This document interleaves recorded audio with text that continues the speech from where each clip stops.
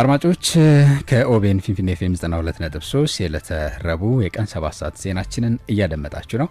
በስፋት ወደምናደርሳችሁ ቀዳሚ ጉዳያችን እናልፋለን። የፖለቲካ ፓርቲዎች ምዝገባ፣ የህግ ማዕቀፎችን ማዘጋጀትና የሲቪክና የመራጮች ትምህርትን ጨምሮ የምርጫ ጣቢያዎችን ማቋቋም፣ የእጩዎች ምዝገባ፣ የፖለቲካ ዘመቻና ሌሎች ስራዎችን የኢትዮጵያ ምርጫ ቦርድ በምርጫ ስርዓት ውስጥ በቅድመ ምርጫ ተግባራት ውስጥ አካቷል።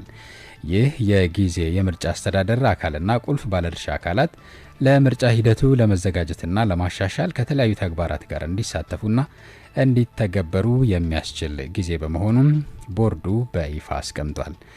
በሰባተኛው ሀገር አቀፍ ምርጫ ላይ ለመሳተፍ በዝግጅት ላይ ካሉ ተፎካካሪ ፓርቲዎች አንዱ የሆነው የኢዜማ ፓርቲ ተወካይ የሆኑት ዶክተር ካሳሁን ደያሳ ዲሞክራሲያዊና ሰላማዊ ምርጫ ለማካሄድ የባለድርሻ አካላት ምን ሊሆን እንደሚገባ ሀሳባቸውን ሊያጋሩን በስልክ መስመራችን ላይ ተገኝተዋል። ዶክተር ካሳሁን እናመሰግናለን። አመሰግናለሁ። እኔም እግዚአብሔር አክብረልን። እሺ፣ እስቲ ሰባተኛው ሀገር አቀፍ ምርጫ ሰላማዊና ዲሞክራሲያዊ እንዲሆን ከወዲሁ ምን መሰራት አለበት ይላሉ? ከዚህን ጀምር። እሺ፣ መልካም አመሰግናለሁ። የኦቢኤን ፍንፍኔ ቤተሰቦች ሀገራችን ሰባተኛው ዙር ሀገር አቀፍ ምርጫ ለማድረግ ተዘጋጀች መሆኑ ይታወቃልና ከዚህ ጋር ተያይዞ ምን አይነት ነገር አለ? ምን የተዘጋጀን ነው? እንዴት ነው ያለው ነገር? ከማን ምን ይጠበቃል? ከዚህ ምርጫ ምን እናተርፋለን? የሚሉ ጉዳዮችን ነው ማንሳት የምንፈልገው። እሺ፣ ከዚህ ጋር ተያይዞ ዋናው እንደ ሀገር ከምርጫ ምንድን ነው የምናተርፈው ነው ትልቁ ነገር። ይህ ሰባተኛ ዙር የሚደረገው ምርጫ 135 ሚሊዮን ዜጎች ላሏት ሀገር ምንድን ነው የሚፈይደው? ምንድን ነው እንደ ሀገር የሚሰጠን የሚለው ጉዳይ ላይ ነው።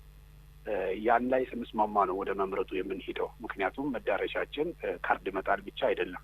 የምንፈልገው ነገር ማወቅ አለብን። እንደ ዜጎች ኢትዮጵያ እንድታድግ፣ የተሻለች ሀገር እንድትሆን፣ ማንነቷ የተከበረ ያደገች ሀገር እንድትሆን፣ የበለጸገች ሀገር እንድትሆንና በቀጠናውም ሆነ በዓለም አቀፍ ሁኔታዎች ላይ ተጽዕኖ ፈጣሪ ሀገር እንድትሆን በጋራ ለመስማማት ወደዚያ የሚያስኬደን ፖሊሲ ላይና የአሰራር ምርጫ ላይ ነው ሀሳብ ላይ ነው ምርጫ የምናደርገው።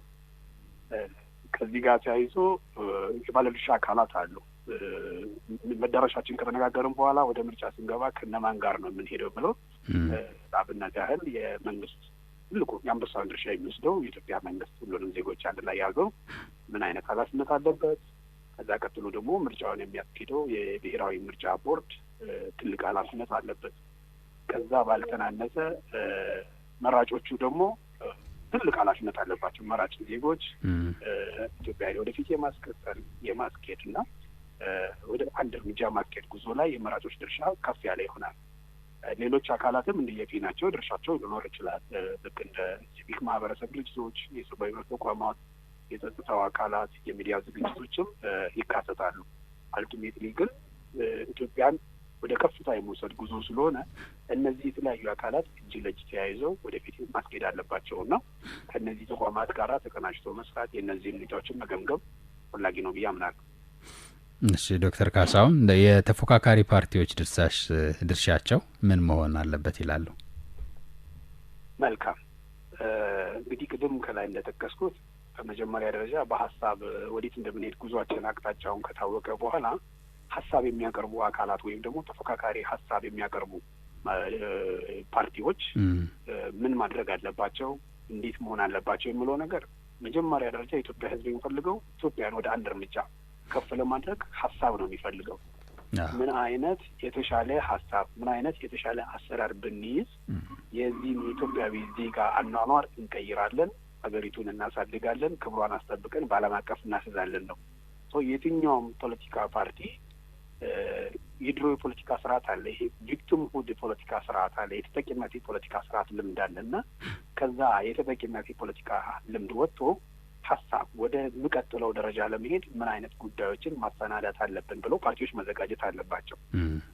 ይሄ ከፓርቲዎች የሚጠብቁ ትልቁ ስራ ነው እና ሀሳባቸውን አደራጅተው አቀናጅተው ማዘጋጀት ብቻ ሳይሆን ወደ መራጩ ደግሞ በስነ ስርዓት ማድረስ፣ መራጩ የተለያዩ ሀሳቦችን እንዲሰማ ከነሱ ደግሞ የተሻለ ይጠበቃል። መራጩ ወደ እነሱ ከሚመጣ ፓርቲዎቹ ወደዛ የሚሄዱበት ሁኔታ አስፈላጊ ነው።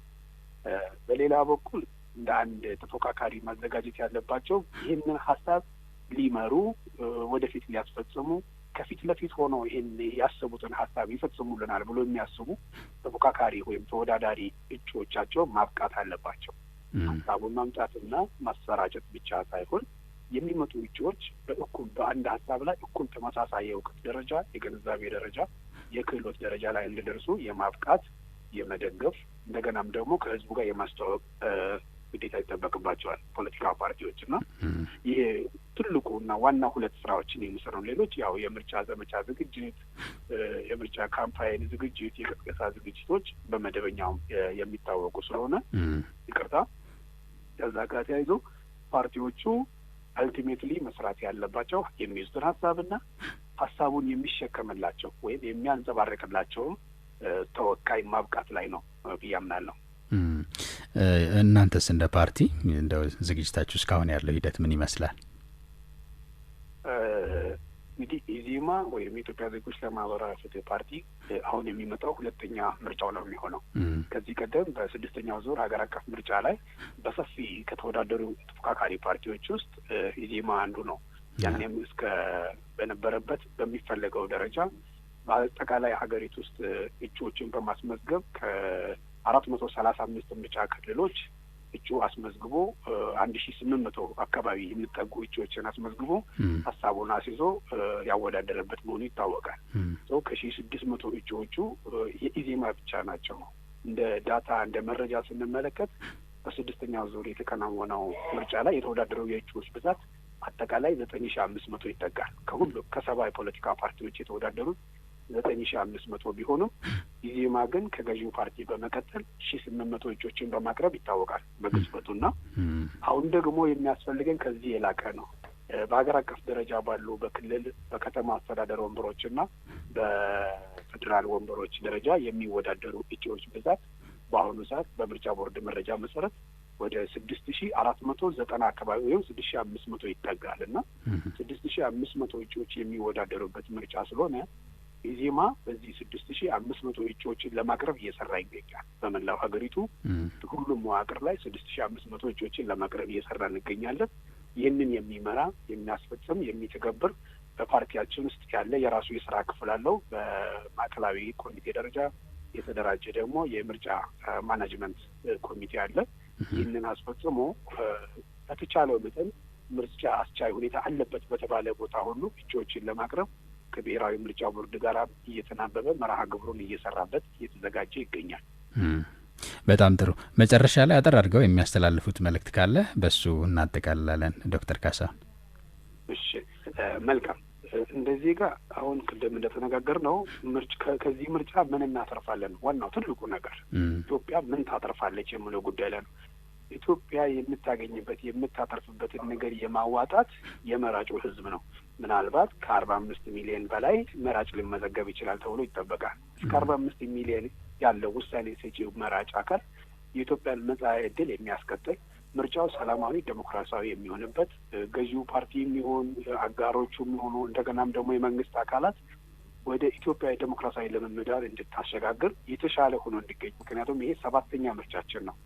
ከአንድ ጀምረን 7 ዙር ምርጫ መርጠናል። ከዚህ ጋር ተያይዞ እያሻሻለን የምንሄድበት ሁኔታ እንዳለ በመገንዘብ ሁሉም ኢትዮጵያዊ በነቅስ ወጥቶ ምርጫ እንድመርጥ የምመርጠው ደግሞ የሀገሪቱን የወደፊት ዕጣ ፈንታ የተሻለ የሚያደርግበትን አማራጭ እንድፈጠር ለማስታወስ እወዳለሁ።